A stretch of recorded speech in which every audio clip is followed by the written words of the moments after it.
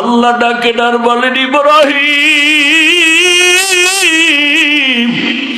ওই বান্দাটারে তারায় দিছো, কোথায় যাবে? ওরে তুমি মাত্র একবার খানায় বসাইছো, বিধর্মী বলিয়া তারায় দিছো। আরে আমি মাওলারে সেজদা দেয় না জানো কত বছর, আগুনের পূজা করে কত বছর। আমি আল্লাহ এত বছর পর্যন্ত ওর খানাও বন্ধ করি নাই, পানিও বন্ধ করি নাই। আমি আল্লাহ তো অপেক্ষায় আছি কোন দিন আমাকে আল্লাহ বলে ডাক দিবে।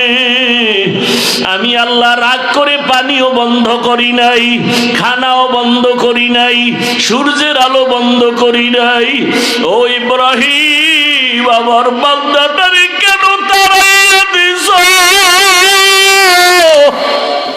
আমি আল্লাহর বড় মায়া লাগতেছে, তুমি মাত্র একবার বসাইয়া বিধর্মী বলে তাড়াইয়া দিছো। ইব্রাহিম নবী শোনা মাত্র একটা দৌড় দিলেন, আর ওই বান্দারে তালাশ করে খুঁজতে খুঁজতে গিয়া দেখে বান্দা এক জায়গায় বসে বসে চোখের পানি ছেড়ে কান্না করে, আমাকে দাওয়াত দিবা না, দিয়া কেন আবার অপমান করেছো? ইব্রাহিম নবী তার সাথে ক্ষমা চাইয়া এরপরে ডাকা শুরু করলেন, এরপরে কাছে আইনা খানার আয়োজন করলেন, এমন সুন্দর ব্যবহার দিলেন। এক পর্যায়ে আল্লাহর বান্দা আমার মাওলার গোলাম হয়ে পড়লো, কালেমা পড়ে ফেললো। আমার আল্লাহ তো দয়ার মালিক। আল্লাহ বলেন তোমরা যারা শয়তানের ধোকায় পড়ে গুনাহ করেছো, আমি আল্লাহ তোমার জন্য রাস্তা খুলে দিলাম। আমি আল্লাহ পাক তোমার তওবা কবুল করার জন্য 5 বার মসজিদে ডাকছি, যাও নাই। আমি আল্লাহ পাক এখন তোমাকে ডাকার জন্য হাজির হতেছি। আমি আল্লাহ এমন এক টাইমে তোমাকে ডাকতে আসতেছি, অতিও গভীর হয় রজনী যখন, নীরবে প্রভুর নাম জপিও তখন। প্রভুর করুণা যদি পাইবারে চাও, গভীর রাতে উঠে প্রভুর গুণগান গাও। আমার আল্লাহ পাক রহমতের দরজা দিয়া ডাকেন, বান্দা তুমি গুনাহ করেছো কত বছর? কয়টা?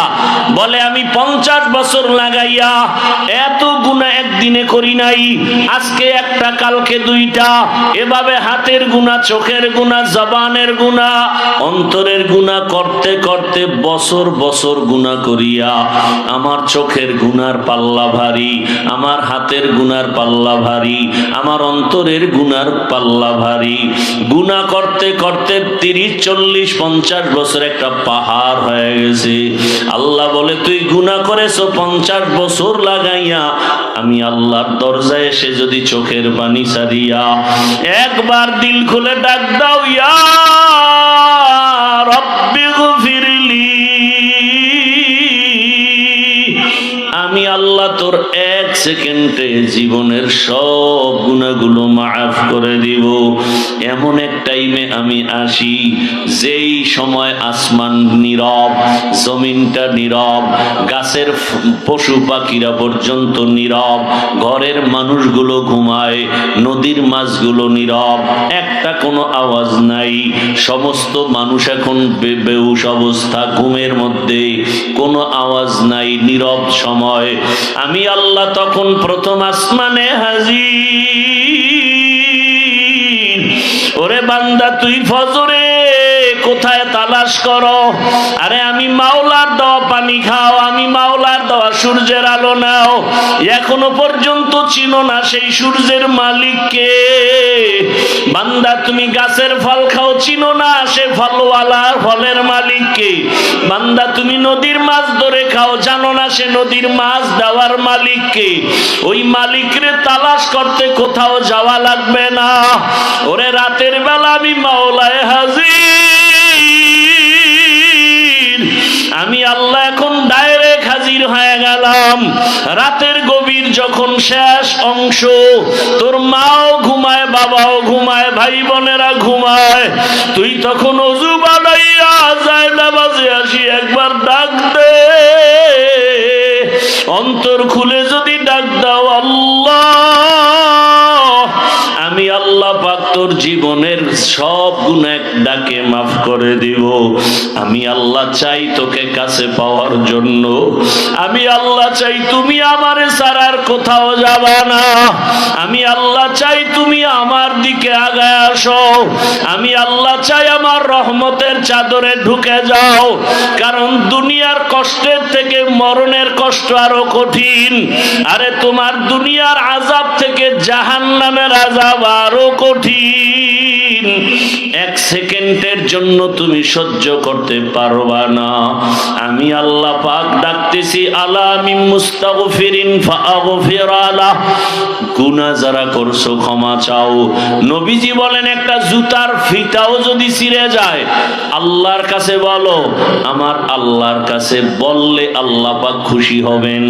দুনিয়াওয়ালারা চাইলে বেজার হয়, আর আমার আল্লাহ না চাইলে বেজার হয়। দুনিয়াওয়ালারা চাইলে বেজার কেন? দুনিয়াওয়ালাদের অভাব আছে। আল্লাহ না চাইলে বেজার কেন? আল্লাহর কোনো অভাব নাই। আল্লাহ তাআলা বলেন, বান্দা, আমি চাই তুমি আমার কাছে আগাও। আগাইতে গিয়া তুমি দুর্বল আমি জানি, তোমার ঈমান দুর্বল তাও জানি, তোমার আমল দুর্বল তাও জানি।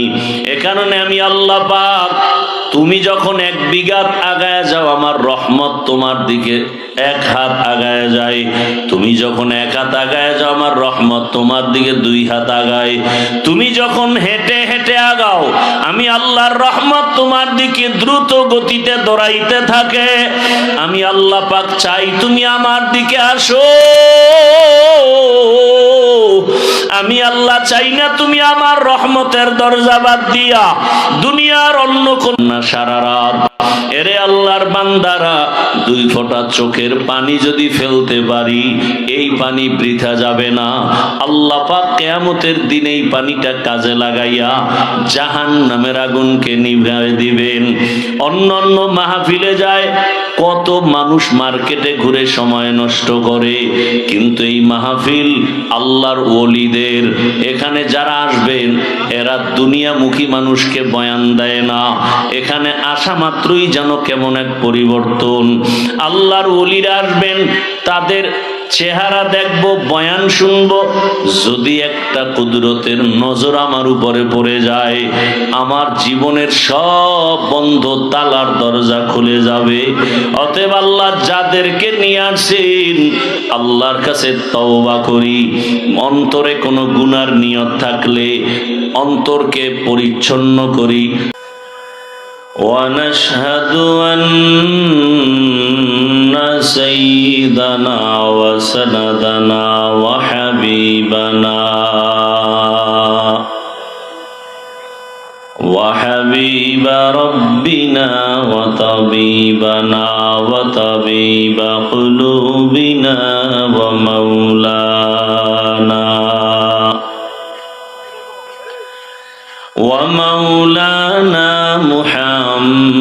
محمدا عبده. اللهم صل على محمد النبي الأمي وعلى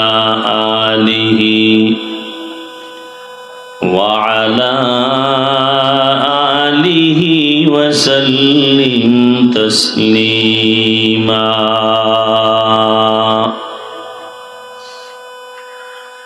وبعد فأعوذ بالله من الشيطان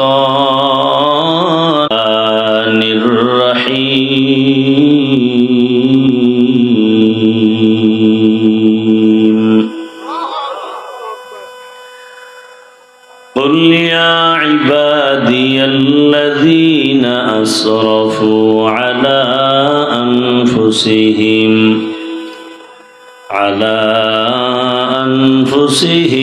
لا تقنطوا من رحمة الله إن الله يغفر الذنوب جميعا إنه الغفور الرحيم.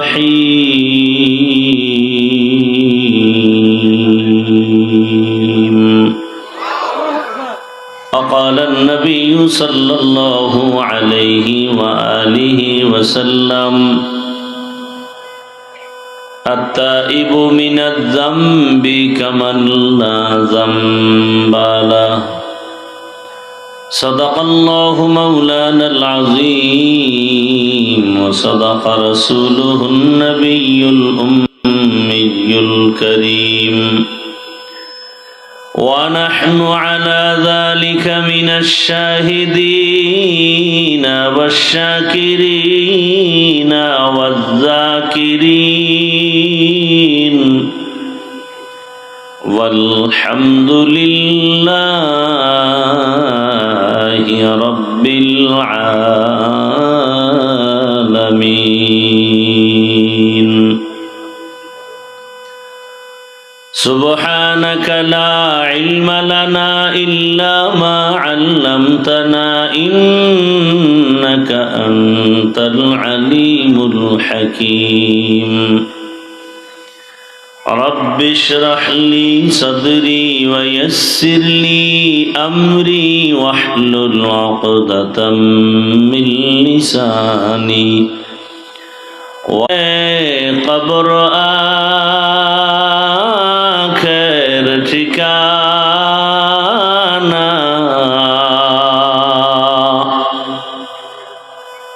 यहाँ हम सब मुसाफिर हैं, कब्र आखिर ठिकाना। कोई आगे रवाना है, कोई पीछे रवाना, कोई आगे रवाना है, कोई पीछे रवाना। मोहम्मद ने आकर कुफर को मिटाया,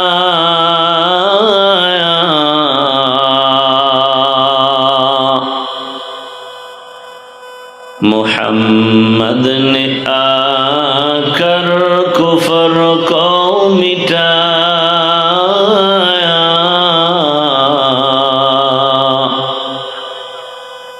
कुफर को मिटा कर सदाकत बताया, कुफर को मिटा कर सदाकत बताया।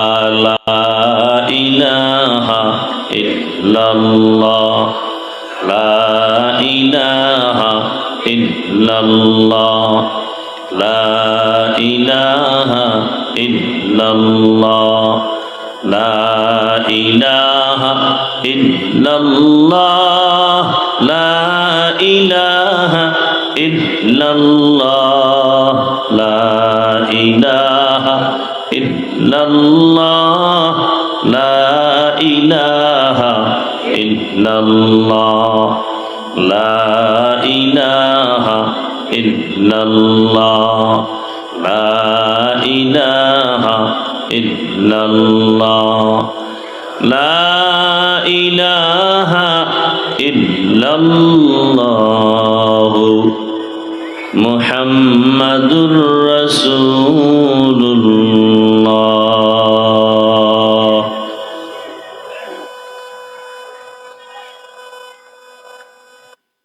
আল্লাহ পাকের দরবারে শুকর, আজ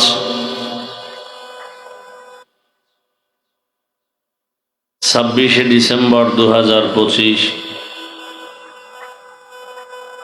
জামিয়া তালিমিয়া ঢাকায় উদ্যোগে আয়োজিত বার্ষিক ওয়াজ মাহফিল, তাফসীরুল কোরআন মাহফিল, উপস্থিত মোহতারাম সম্মানিত সভাপতি, প্রধান অতিথি আমিরুল মুজাহিদিন হযরত পীর সাহেব হুজুর চরমনাই, বিশেষ অতিথি হযরতুল আল্লামা মামুনুল হক দামাত বারাকাতুহুম সহ অন্যান্য উলামায়ে কেরাম,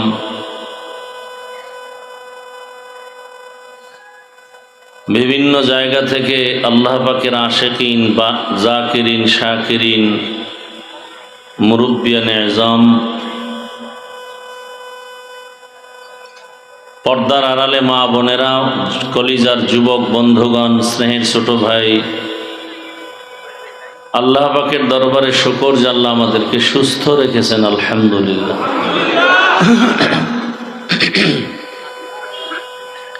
জীবনের এক অমূল্য সম্পদ আমাদের সুস্থতা। টাকা পয়সা বাড়ি গাড়ি অনেক কিছু আছে, কিন্তু যদি অসুস্থ জীবনটাই হয়ে যায়, এ জীবনের কোনো দাম। টাকা পয়সা বাড়ি গাড়ি তেমন না হলেও সুস্থতার জীবন যদি পাওয়া যায়, এর থেকে সুখের জীবন আর হতে পারে?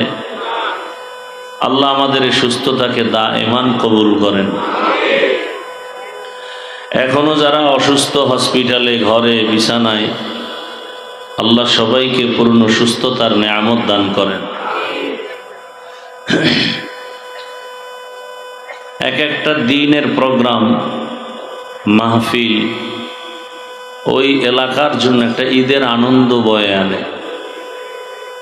মানুষের ভেতর একটি উৎসব, আনন্দ, মোহাব্বত। আবার কিছু প্রোগ্রাম আছে শুধুই এলাকা না, আরও আশেপাশের অঞ্চলের জন্য, ওই দেশের জন্য একটা আনন্দের কারণ। অন্তরে মোহাব্বতের এক বহির প্রকাশ ঘটে। এজন্যই তো ইসলামে জামাতে নামাজের আদেশ, জুমায় মসজিদে হাজির হওয়ার আদেশ। 10 জায়গার 10 বাড়ির মানুষ, 10 এলাকার মানুষ এক জায়গায় হবে, দেখা হবে, মহব্বত হবে, একে অপরের সুখ দুঃখ শেয়ার করে নিবে, সহযোগিতায় আসবে। নবীজি এজন্যই বলেছেন, খায়রুন নাস মাইয়ানফাউন নাস, দুনিয়াতে সব থেকে ভালো মানুষ তো ওই ব্যক্তি যার দ্বারা অন্যের উপকার হয়, ক্ষতি হয় না। এটাই মূল তাকওয়ারও কথা। তুমি অন্যের উপকার করতে না পারলে অন্তত ক্ষতি যেন না হয়। আমার রসুলের দ্বারা জীবনে কারো কোনো ক্ষতি হয়নি, উপকার কারো না হলেও কি হয়নি, ক্ষতি হয়নি। এটাই রসুলের আদর্শ, এটাই ইসলামের একটা সুন্দর নমুনা। অন্যের উপকার করবে, কারো ক্ষতি করবে না। কিন্তু ভিন্ন দিক আমরা লক্ষ্য করি যে মানুষ অন্যের ক্ষতির জন্য অপেক্ষা করে বিভিন্নভাবে। আবার ক্ষতিটা কাছের মানুষ বেশি করে দূরের মানুষের তুলনায়। দুষ্ট লোকের মিষ্টি কথা ঘনিয়ে বসে কাছে, কথা দিয়ে কথা নেয়, প্রাণে মারে শেষে। জুমার বয়ান দীর্ঘ সময় নয়, সংক্ষেপ 2-4টি কথা, এরপরে আবার নামাজ। আপনারা জানেন ধারাবাহিকভাবে এই প্রোগ্রাম প্রতি বছর এভাবেই চলে। দেশের হযরত উলামায়ে কেরাম বয়ান করতে থাকেন, জুমার নামাজের পরেই আবার বয়ান চলতে থাকবে ইনশাআল্লাহ।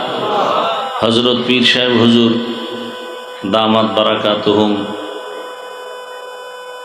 চেয়েছিলাম যে নির্দিষ্ট আসরের পরে হুজুর আগে আসার সম্ভাবনা, দেশের পরিস্থিতি তো আপনারা অনেকটা ভালো করে জানেন, পেরেশানির মধ্যে আছেন। তো যখনই আসবেন তখনই বয়ান শুরু হয়ে যাবে ইনশাআল্লাহ। আমাদের মুফতি রেজাউল করিম আবরার জুমার পর বয়ান করবেন। মুফতি হেদায়েতুল্লাহ আজাদি দামাত বারাকাতুহুম, আমার প্রিয় ভাই মাওলানা মাহফুজুর রহমান জাবেদ নামাজের পরেই বয়ান করবেন। খানার জন্য তো সময় কম দিলেন না। জীবনের অনেক সময় কেটে গেল খানায়, অনেক সময় কেটে গেল ব্যবসায়, আল্লাহর পথে আসিয়াও কেন বাধা? বয়ান শুনবে পাগলের মতো হয়ে যায় খানার জন্য। পাগল তখন আমারও চিনে না, আমারও চিনে না, শুধু খানা, অন্ধের মতো হয়ে যায়। অথচ রসুলের জিন্দেগির আদর্শে গড়া সাহাবাদের কি সুন্দর জীবন। একজন আল্লাহর রসুলের আশেক, গরিব মানুষ, রসুলের আশেক তো বেশিই গরিব। মুশরিকরা বলতো আব্দুল্লাহর ছেলে মোহাম্মদের কাছে যেতে মনে চায়, কিন্তু আশেপাশে সব মূর্খ গরিব, এদের পার্শ্বে গিয়ে আমাদের বসাটা মানায় না। এভাবে কথা বলে, কাছে যেত না, উদ্দেশ্য কাছে যাবেই না, একটা অজুহাত পেশ করল। দেখতে নারী চলন বাঁকা। আশেক রসুলের গরিব মানুষ, অন্যের কাজ করলেই তার চুলায় আগুন জ্বলে, না হয় আর ঘরে খানা হয় না। নিয়ম ছিল আবার রোজা, ঘুম থেকে, রাতের ঘুম থেকেই রোজা শুরু হয়, ঘুমাইলেই রোজা শুরু। সারাদিন কাজ করে বাসায় আসছে, সন্ধ্যাবেলা খানা দিবে ঘরের পরিবার, কত আমি একটু ক্লান্ত, সারাদিন শুয়ে থাকি, খানা নিয়ে আসো। শোয়ার মধ্যে ঘুম হয়ে গেছে, ঘুম শুরু, রোজাও কি আর একটা রোজা শুরু হয়ে গেছে, আর খানা কপালে নেই, হলো না। পরের দিন আবার কাজে গেছে, এক পর্যায়ে দুর্বল হয়ে রাস্তায় পড়ে গেছে, শরীর দুর্বল। রহমতের নবীর কাছে খবর আসলো, রোজাটা কি ভাঙা যাবে? রহমতের রসুল বললেন, না, ভাঙা যাবে না। একটা রোজা যদি কেউ ভেঙ্গে ফেলে, ফরজ রোজা, আর আজীবন যদি রোজা রাখে, যেই সময় রাখার দরকার ওই সময়ের রোজার বরকত, আল্লাহর পক্ষ থেকে যা পাওয়ার সেটা পাবে না। কত কষ্ট করেও দিনকে তারা আঁকড়ে ধরেছেন। আর আমাদের তো এরকম কোনো আফসুস নাই যে আমরা পাবো না। কি পরিমাণ খানা আমরা খাই, তিন বেলার শুধু নামে মাত্র খানা, অল টাইম তো চলে। এই চা, এই পান, যাদের বিড়ির অভ্যাস তারা বিড়ি চলতেই থাকে, বসিয়াও থাকলে খায়, হাঁটলেও খায়, শুয়া শুয়াও খায়, গরুর মতো হাঁটে আর চাটে। আর সাহাবায়ে কেরামদের ইতিহাস কেমন, আমি আমারটাও মাঝে মাঝে বলি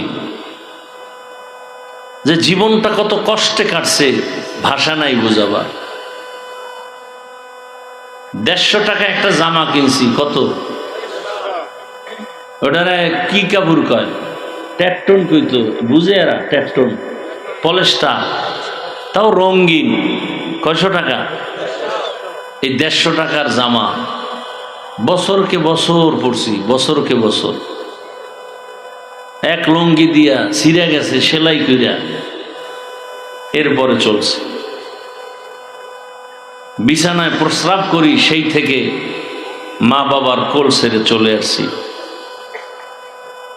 বরগুনার পীর সাহেব হুজুর রহমতুল্লাহ আলাইহির মাদ্রাসায়।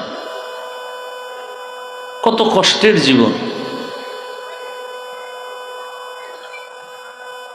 সিঁড়ি দিয়ে দোতলায় হাত দিয়ে ধরে ধরে উঠতাম, দাঁড়ায় উঠা যেত না। তো বুঝেন যে কত ছোট।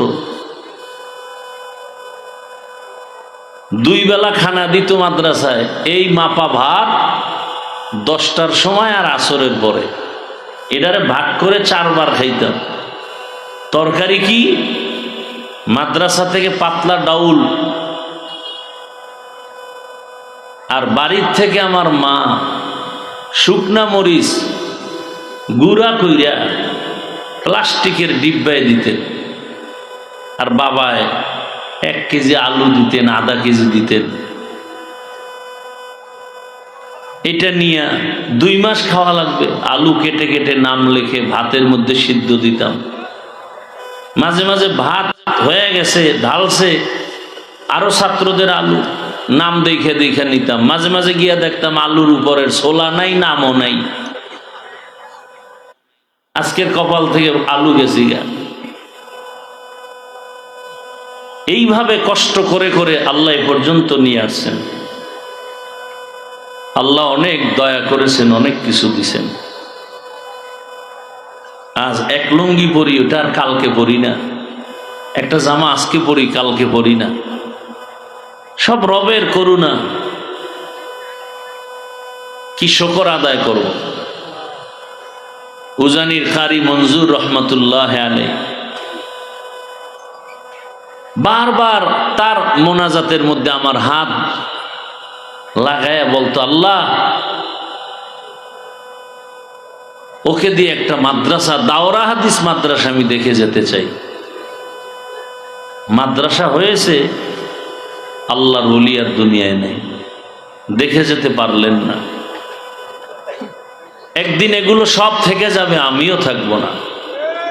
কথা ঠিক না? কিন্তু যেতে তো হবেই। হিসাব 2টা, সাথে কি নিয়ে যাব আর দুনিয়াতে কি রেখে যাব।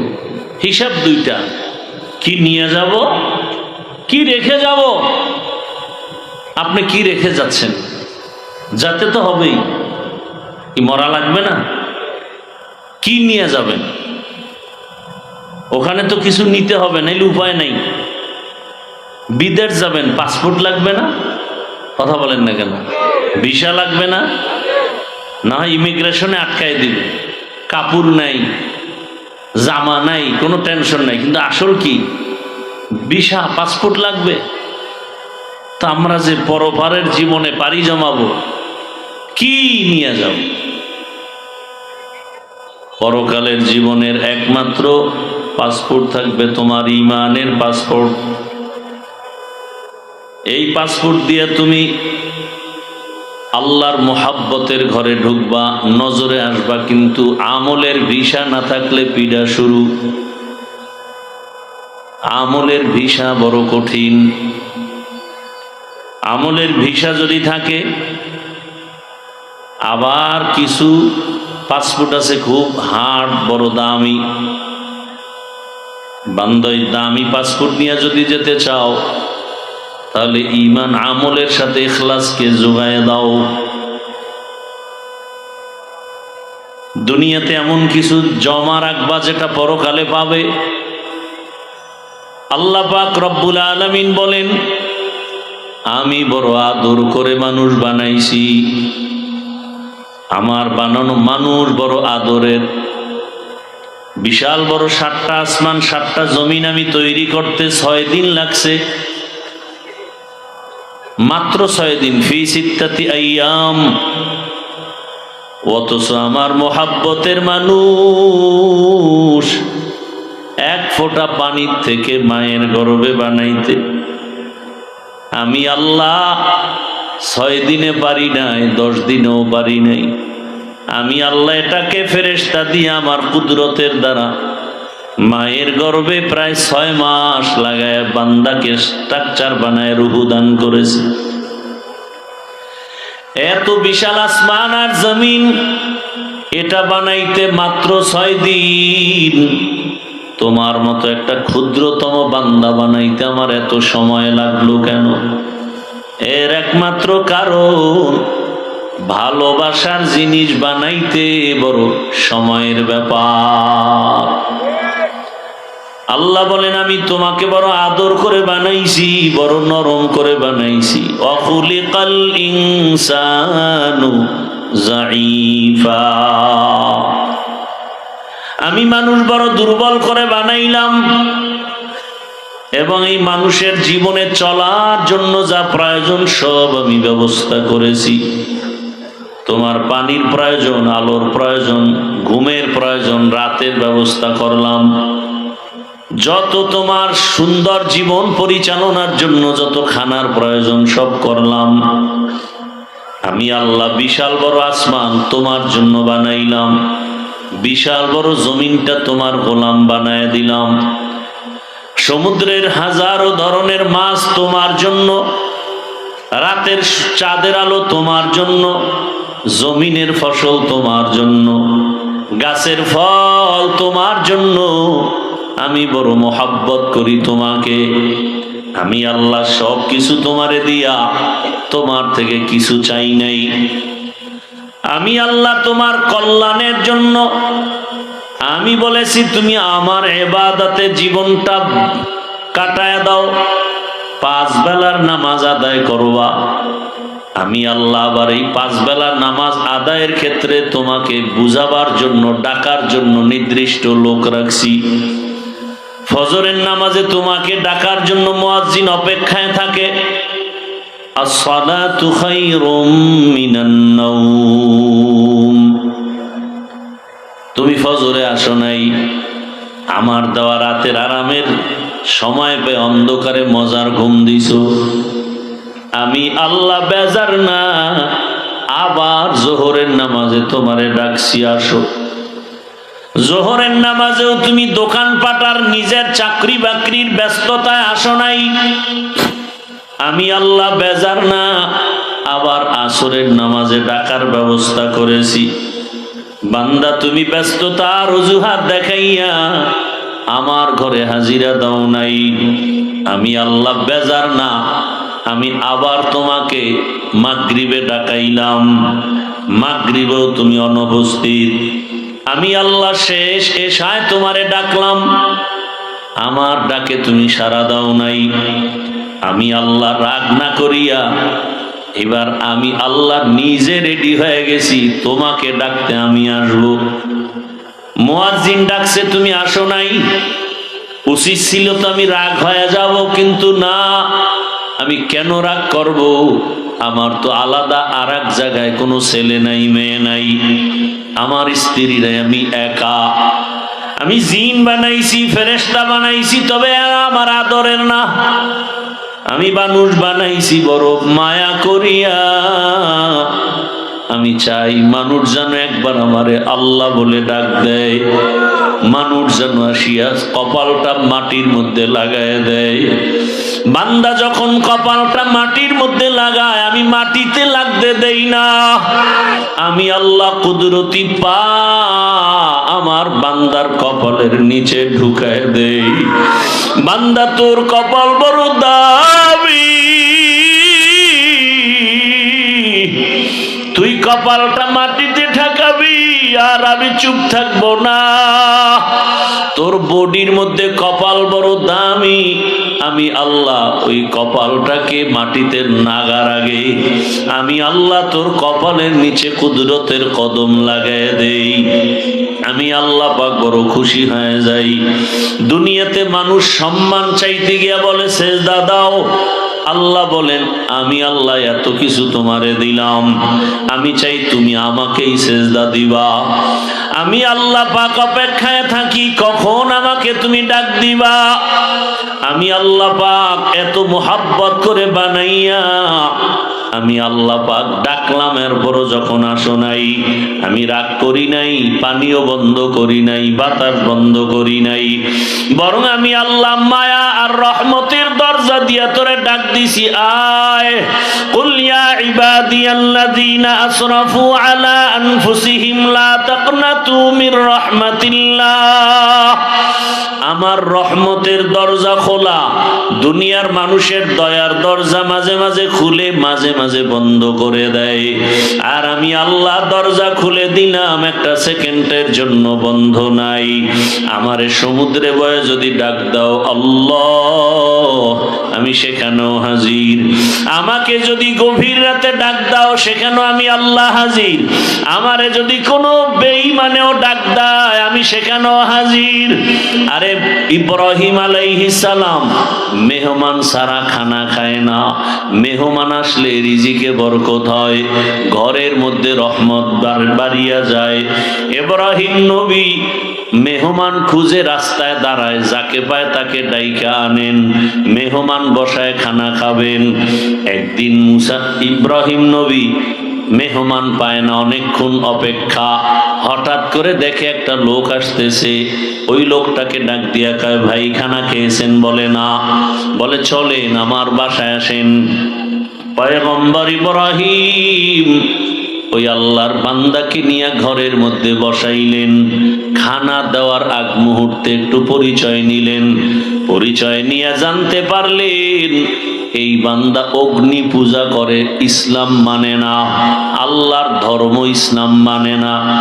ইব্রাহিম আলাইহিস সালাম বলে, তো আপনাকে তো খানা দেওয়া যায় না, আপনি তো আমার মুমিন ভাই হতে পারেন নাই, আপনি তো আমার আল্লাহর হুকুম মতো চলেন না, বরং আমার আল্লাহ যদি বেজার হয় এমন কাজ আপনি করেন, আগুনের পূজা করেন, গায়রুল্লাহর পূজা করেন, আপনাকে খানা দেওয়া যাবে না। লোকটাকে খানার থেকে উঠায় বিদায় দিল। আমার মাওলার রহমতের দরিয়ায় জোশ এসে গেল। আল্লাহ ওহী নাজিল করলেন, ওই লোকটা মনের কষ্ট নিয়ে যায়। আল্লাহ ডাকে ডার বলেন, ইব্রাহিম ওই বান্দাটারে তারায় দিছো, কোথায় যাবে? ওরে তুমি মাত্র একবার খানায় বসাইছো, বিধর্মী বলিয়া তারায় দিছো। আরে আমি মাওলারে সিজদা দেয় না জানো কত বছর, আগুনের পূজা করে কত বছর, আমি আল্লাহ এত বছর পর্যন্ত ওর খানাও বন্ধ করি নাই, পানিও বন্ধ করি নাই। আমি আল্লাহ তো অপেক্ষায় আছি কোন দিন আমাকে আল্লাহ বলে ডাক দিবে। আমি আল্লাহ রাগ করে পানিও বন্ধ করি নাই, খানাও বন্ধ করি নাই, সূর্যের আলো বন্ধ করি নাই। ও ইব্রাহিম আমার বান্দাটারে কেন তাড়াইয়া দিছো?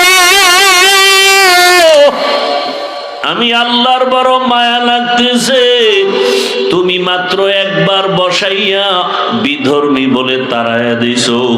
ইব্রাহিম নবী শোনা মাত্র একটা দৌড় দিলেন, আর ওই বান্দারে তালাশ করে খুঁজতে খুঁজতে গিয়া দেখে বান্দা এক জায়গায় বসে বসে চোখের পানি ছেড়ে কান্না করে, আমাকে দাওয়াত দিবা না, দিয়া কেন আবার অপমান করেছো?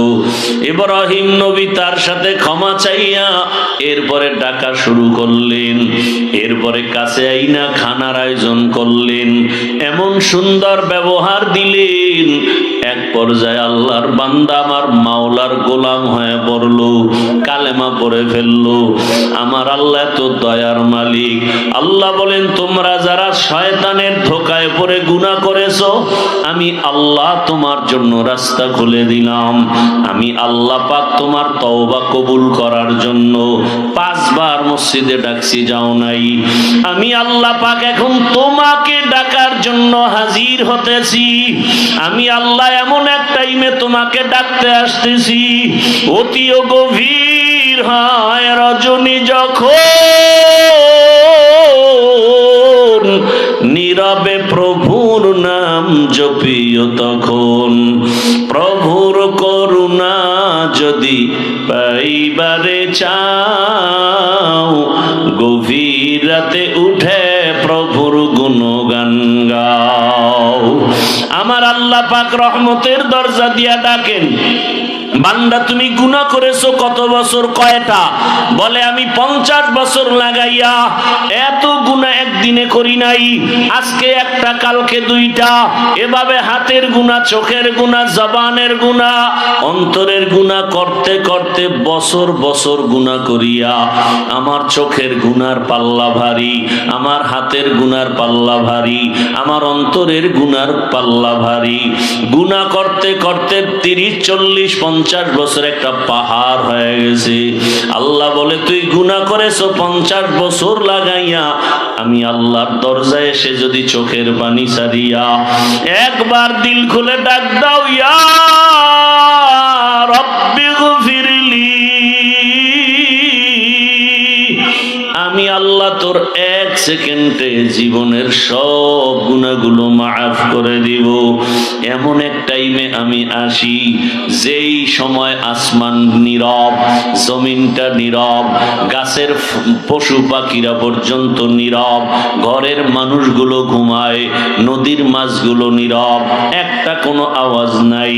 সমস্ত মানুষ এখন বেহুশ অবস্থা, ঘুমের মধ্যে, কোনো আওয়াজ নাই, নীরব সময়। আমি আল্লাহ তখন প্রথম আসমানে হাজির। ওরে বান্দা তুই ফজরে কোথায় তালাশ করো? আরে আমি মাওলার দেওয়া পানি খাও, আমি মাওলার দেওয়া সূর্যের আলো নাও। এখনো পর্যন্ত চিনো না সেই সূর্যের মালিককে।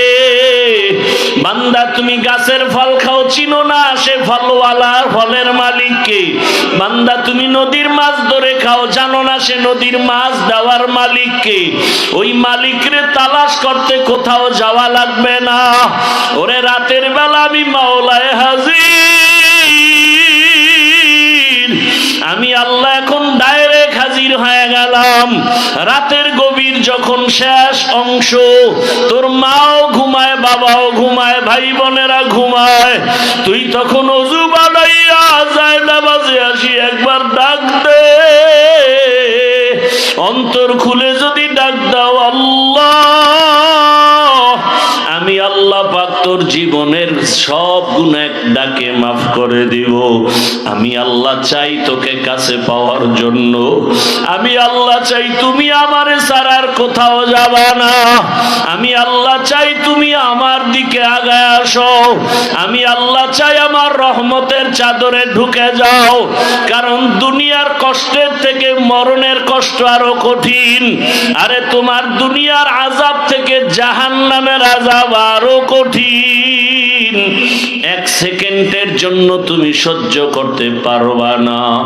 আমি আল্লাহ পাক ডাকতেছি, আলা মিন মুস্তাগফিরিন ফাগফির আলাহ, গুনাহ যারা করছো ক্ষমা চাও। নবীজি বলেন একটা জুতার ফিতাও যদি ছিঁড়ে যায় আল্লাহর কাছে বলো, আমার আল্লাহর কাছে বললে আল্লাহ পাক খুশি হবেন। দুনিয়াওয়ালারা চাইলে বেজার হয়, আর আমার আল্লাহ না চাইলে বেজার হয়। দুনিয়াওয়ালারা চাইলে বেজার কেন? দুনিয়াওয়ালাদের অভাব আছে। আল্লাহ না চাইলে বেজার কেন? আল্লাহর কোনো অভাব নাই। আল্লাহ তাআলা বলেন, বান্দা আমি চাই তুমি আমার কাছে আগাও। আগাইতে গিয়া তুমি দুর্বল আমি জানি, তোমার ঈমান দুর্বল তাও জানি, তোমার আমল দুর্বল তাও জানি। এ কারণে আমি আল্লাহ পাক, তুমি যখন 1 বিঘা আগায় যাও আমার রহমত তোমার দিকে 1 হাত আগায় যায়। তুমি যখন 1 হাত আগায় যাও আমার রহমত তোমার দিকে 2 হাত আগায়। তুমি যখন হেঁটে হেঁটে আগাও আমি আল্লাহর রহমত তোমার দিকে দ্রুত গতিতে দৌড়াইতে থাকে। আমি আল্লাহ পাক চাই তুমি আমার দিকে আসো। আমি আল্লাহ চাই না তুমি আমার রহমতের দরজা বাদ দিয়া দুনিয়ার অন্য কোন সারা রাত।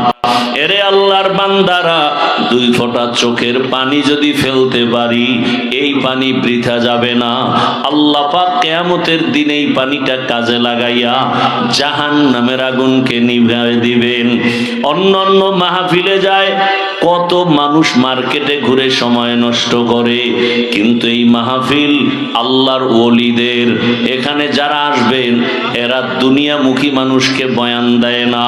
এখানে আসা মাত্রই যেন কেমন এক পরিবর্তন।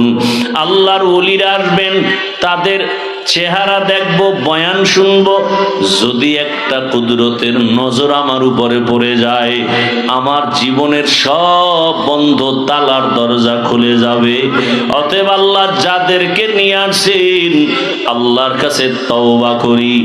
অন্তরে কোনো গুনার নিয়ত থাকলে অন্তরকে পরিচ্ছন্ন করি, আর মনে মনে বলি, হে মালিক এই বেহেশতের বাগানে আসি, খালি ফিরিয়া যেন না যাই, দুনিয়ার কোনো মোহাব্বত অন্তরে না থাকে, আপনার খাস ওলি ওলামায়ে কেরামদের কথা শুনিয়া যেন যেতে পারি।